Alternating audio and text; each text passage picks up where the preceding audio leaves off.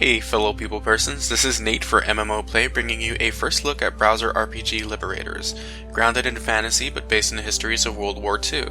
For those who need a brief summary, Hitler bad, America good, and Nazis suck. Now, as far as browser-based games go, there's not a lot to set this apart from the typical point-and-click RPGs that already inundate web and mobile. This is, however, the first I've seen that can break so completely from the now very mundane setting of orcs and wizards. If nothing else, this was a refreshing change of scenery, so hopefully other developers continue considering borders beyond their magical forests.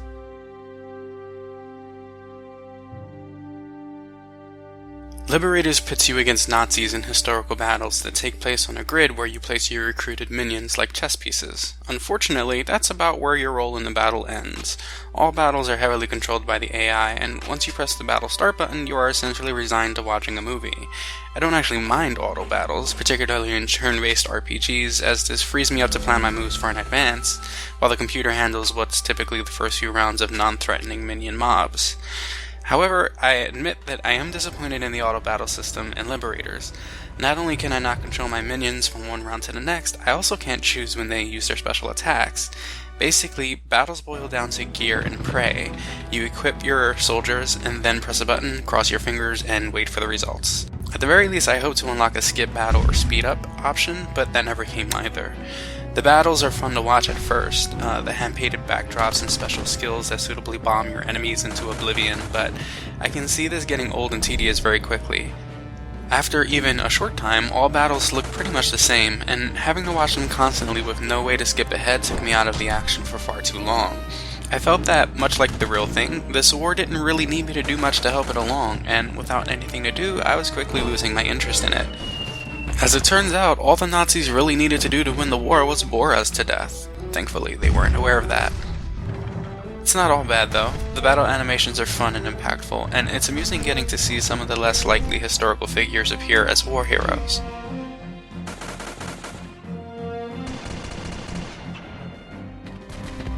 Despite multiple modes, the game is played with the same kind of sameness due to the uncontrollable battles. There's a story mode, a kind of assassination mode where you take on key Reich figures, PvP, and more, but ultimately it all boils down to pressing the start button and waiting for your results. This can be very frustrating, particularly when you see a prime opportunity for a win ruined because of the AI's poor timing in using its skills. However, those who prefer to focus less on battles and more on micromanaging a growing army might find this feature appealing.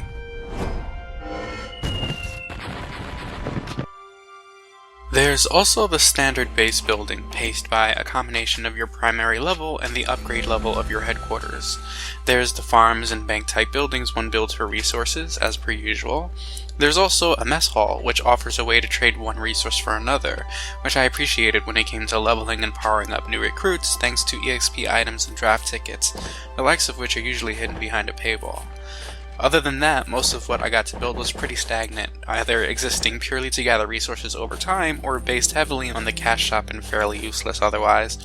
That may change later in the game though, with hangars and other such buildings available at higher levels.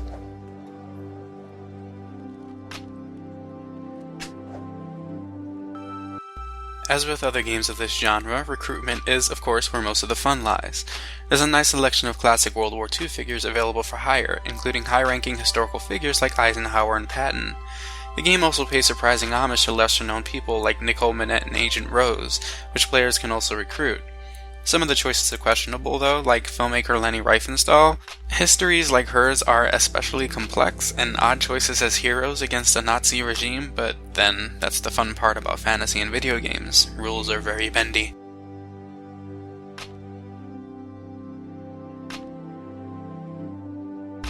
Powering up recruits should be a familiar process to those with any experience in mobile RPGs. To start, you earn shards of a kind that go towards recruiting a character, though some are also earned through the story as well. Additional shards post-recruitment go towards ranking up the character, earning them additional stars that increase their stat growth. Their gear follows a similar formula, acting more like stat points consumables that, once completed as a set, are consumed to make way for new equipment.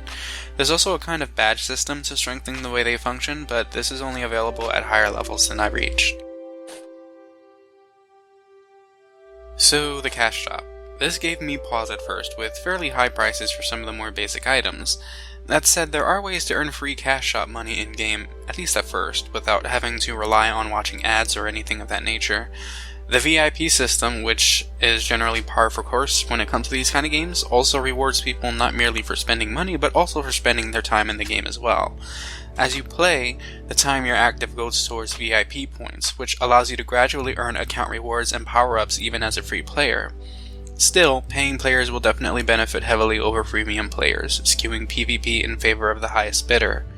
From what I played, the core game was fairly unaffected by the cash shop, so experiencing the storyline could keep players occupied while they slowly earn free cash shop currency and rarer recruits necessary to compete against paying players. The free recruitment only offered one shard every few dozen hours though, so be prepared to either invest a lot of time into being competitive or a lot of money.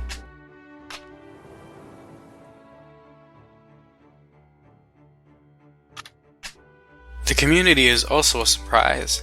My experience with freemium RPGs, particularly browser-based, is that communities tend to be a bit toxic and heavily influenced by players who spend top dollar, but the people I've run into in global chat have been very friendly and helpful. With very few historical RPGs available, a casual freemium option with a niche but pleasant community can make for a good home for players looking for something that plays familiar but looks and reads very differently. And that's it for Liberators. I hope you enjoyed this first look. Make sure to subscribe to MMO Play for more reviews in the future, and let us know in the comments what you think of the game.